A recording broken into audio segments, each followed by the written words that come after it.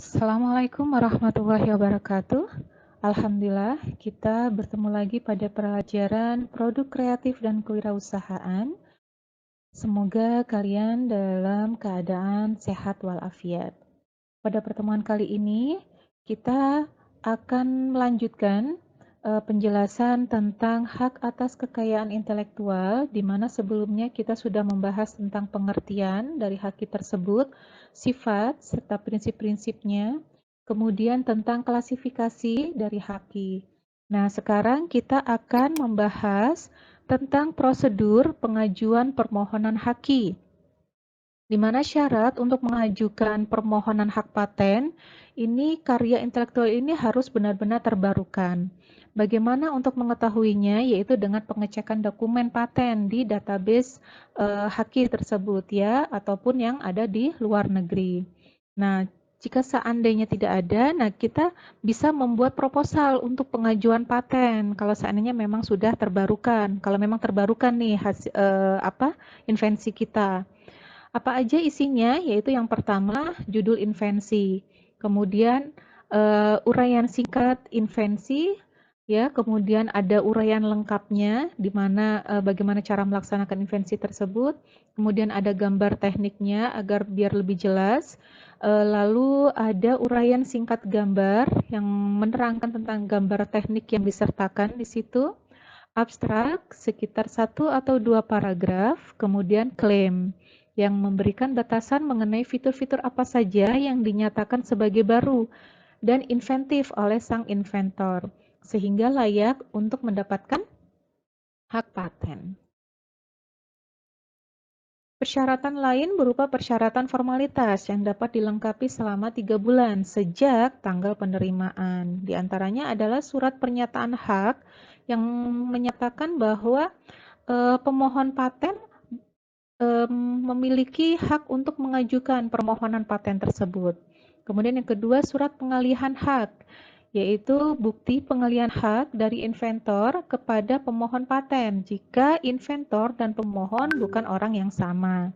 Surat kuasa, ya, jika permohonan diajukan melalui kuasa, fotokopi KTP sebagai identitas pemohon, fotokopi akta pendirian badan hukum yang telah dilegalisir jika pemohon tersebut adalah badan hukum, fotokopi NPWP jika pemohon adalah badan hukum, fotokopi KTP atau identitas yang bertindak sebagai pemohon badan hukum untuk menandatangani surat pernyataan dan surat kuasa. Apabila syarat di atas sudah lengkap, maka inventor tinggal menunggu hasil dari DJHKI. Pengumuman akan dipublikasikan secara umum setelah 18 bulan dari hasil pengajuan. Nah, ini adalah alur pendaftaran hak cipta dan hak paten ya dari Kementerian Koperasi dan UKM Republik Indonesia.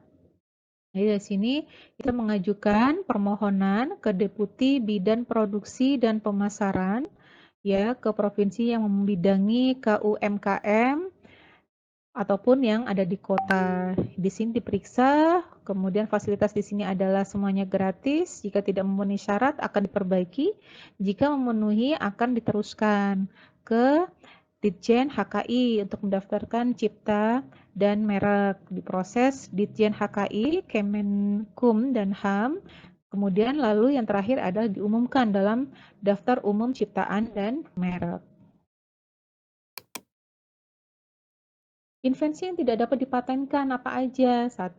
Bertentangan dengan peraturan perundang-undangan yang berlaku, moralitas, agama, ketertiban umum, ataupun kesusilaan. Misalnya invensi yang kegunaannya secara spesifik adalah untuk memakai narkoba misalnya. 2. Berupa metode pemeriksaan, perawatan, pengobatan, pembedahan yang diterapkan pada manusia atau hewan. Misalnya metode operasi sesar atau metode kemoterapi. 3. Teori dan metode di bidang ilmu pengetahuan dan matematika sehingga rumus matematika sehebat apapun tidak bisa dipatenkan oleh siapapun. 4. Semua makhluk hidup kecuali jasad renik, serta proses biologis yang esensial untuk memproduksi tanaman atau hewan, kecuali proses non-biologis atau proses mikroorganisme. Pemeliharaan paten.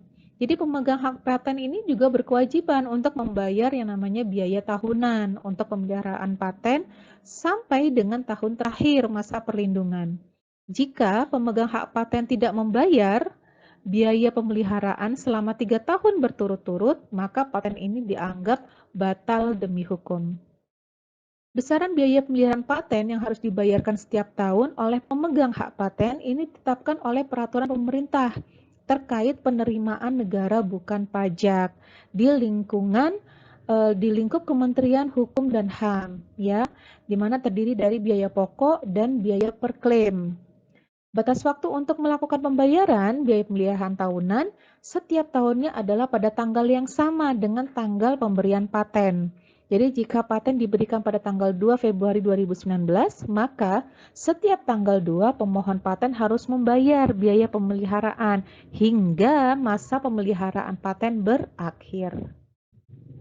Nah, tugas kalian yaitu carilah 5 contoh produk disertai penjelasan yang sudah terdaftar ya, disertai penjelasannya di mana produk ini sudah terdaftar di hakinya seperti hak cipta, merek atau paten dalam kategori makanan, minuman, olahraga, fashion, farmasi, dan musik, serta film. Terserah kalian mau yang mana.